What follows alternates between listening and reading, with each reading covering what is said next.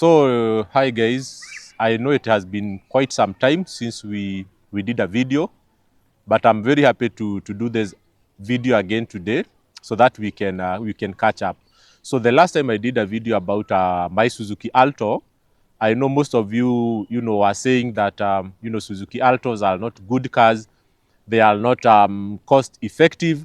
But in this video, I just want to give you the story that I went through when I bought a Suzuki Alto for business, and that is for Uber. I gave it to a driver, and I just wanted to give you some feedback and some breakdowns of the gains, and the losses that I went through until the moment when I sold that car. So it was around November 2022. I bought a Suzuki Alto from the second-hand market, a KDE, uh, white in color, and then, Suzuki Altos are 660 cc, and I bought it at 460,000.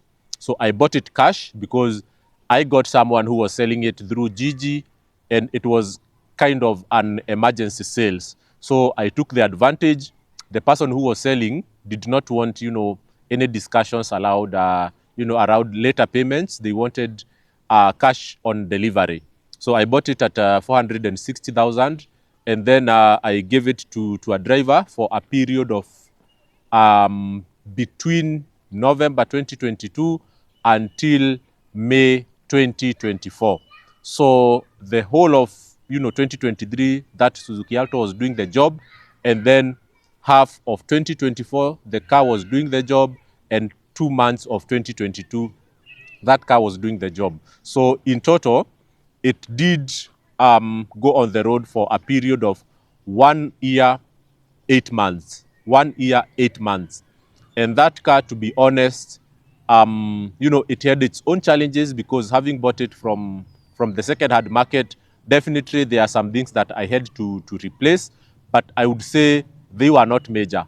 So I did the replacement of the tires immediately I bought it.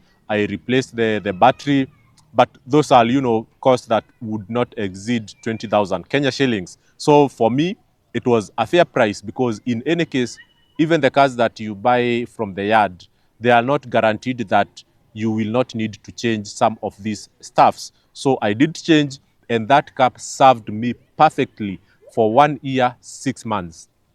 So when we did exactly 1.5 years, then it started some troubles with the gearbox. And I want just to give you the experience that I went through when I was trying to repair the gearbox of that car. Because a lot of people say that gearboxes, especially the CVT, are difficult to repair. But before you make that conclusion, it is important that you seek the views of several mechanics. Actually, if you watched some of the videos I did about that Suzuki Alto, the mechanic that I was working with recommended that I change the gearbox. And, I tried to say no, but I listened to him.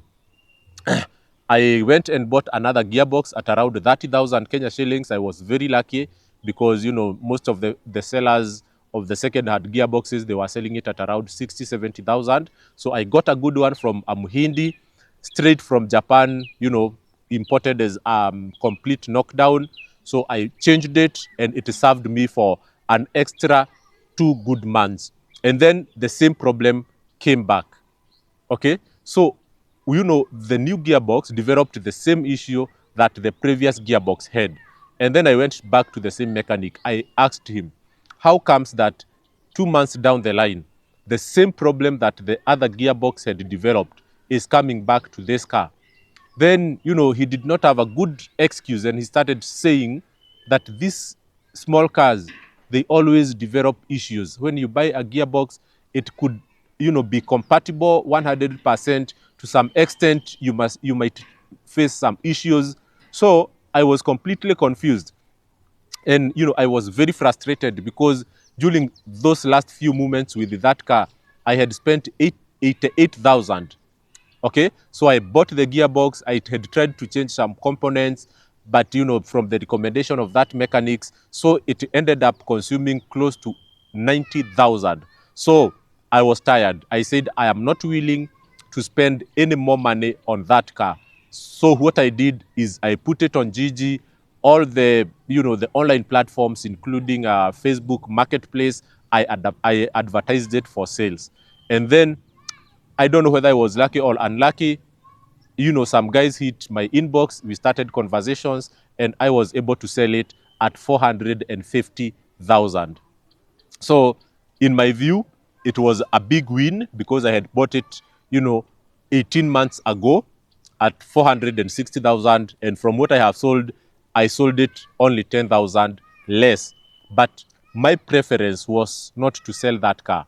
I actually wanted to continue in the business of, having a driver go around with it and give me 1,300 shillings each and every day.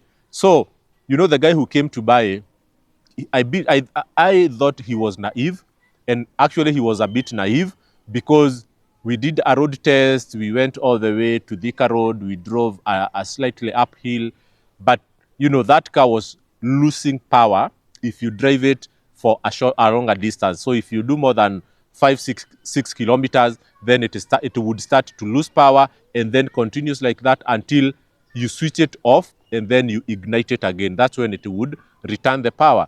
But the guy who came to buy, when we went for the road test, okay, he told me to drive the car instead of him. So I did the road test myself. And of course, I had the interest of disposing that car. And, the guy knew that I was selling it at a cheaper price because KDEs, actually right now, if you check, they are selling at close to 550,000. So I did the road test and the guy was satisfied. So what I made sure was that we had a very, very binding kind of sales agreement. We, I can share with you if you want to see it. We agreed that goods once sold are not returnable. We also said that a car sold from a second-hand market, the buyer is fully aware that it is not a car that is 100% in good condition. So we agreed on all those terms. We put them in writing. The guy came with his witness. And for me, I thought that I had, succeeded, in selling a car definitely that was not in a very bad condition, but the issue it was having was, turning out to be a bit difficult for my mechanics to crack. So the guy went with it. The next day he called me, he told me, you know what, this car is starting to lose power. I told him it had the same issue, but I think we agreed that when you bought that car, it was not in a perfect condition. So I told him it had an issue with gearbox. So you can maybe go and see with your mechanic if that car has, what he can say about the gearbox problem. So he went, just a roadside mechanic. He told him, let us do what? Let us do the change of gearbox oil. Surprisingly, that gearbox oil, I had changed it when I replaced the gearbox. So it was not even more than 2 months old. So he told me that his mechanic has recommended a change in gearbox oil. I said, well and good, do that. But just for your information, we had changed that 2 months ago. So he said, let's do this again.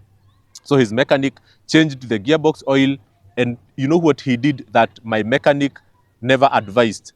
He bought 5 liters of petrol, and then he ran it through the gearbox system to cleanse the system of the gearbox oil, because my mechanic was trying to clean the gearbox system using the gearbox oil. So he forced me to buy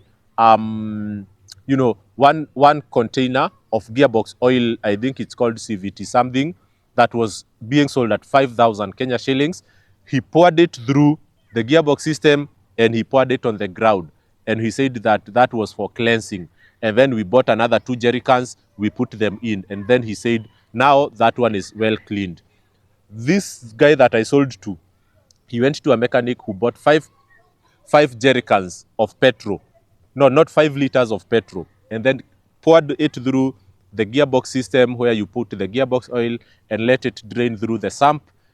And let me tell you, up to date, that guy calls me every day to tell me thank you for the good deal that I offered him with that car.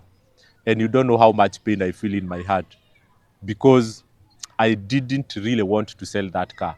I wanted to continue doing business, but I thought that it was time for me to release it, because unfortunately I did not have time to spend in garage, trying to troubleshoot the issue.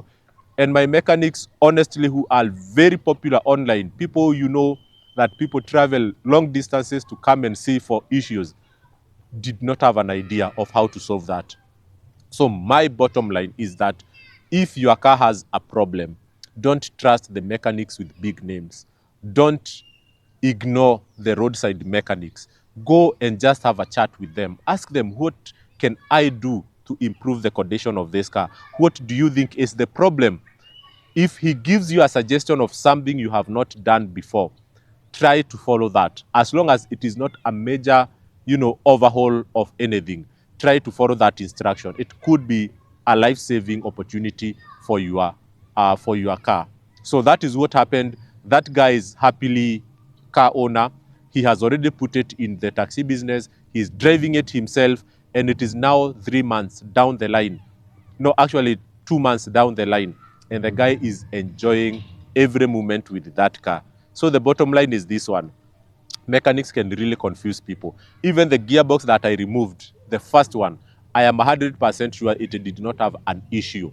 You know, but the mechanic, they always try to give you alternatives that are expensive, so that when you say no, they have a way out of not attending to your car. Because I think that guy was trying to find a way for him not to be the one to, continue working on my car, being the one who had initiated all the issues. So that is it, guys. I wanted to give you that experience, but all in all, I didn't lose anything through the deal I had with that car. Right now, I'm in the market looking for another one. I'm looking for a second-hand car, mostly Demio or Suzuki. No, not Suzuki or Toyota. Any of those two models will be very good for me, because I need to continue doing this business. I cannot get out of it because I have tasted it and it's very, very profitable. Thank you very much.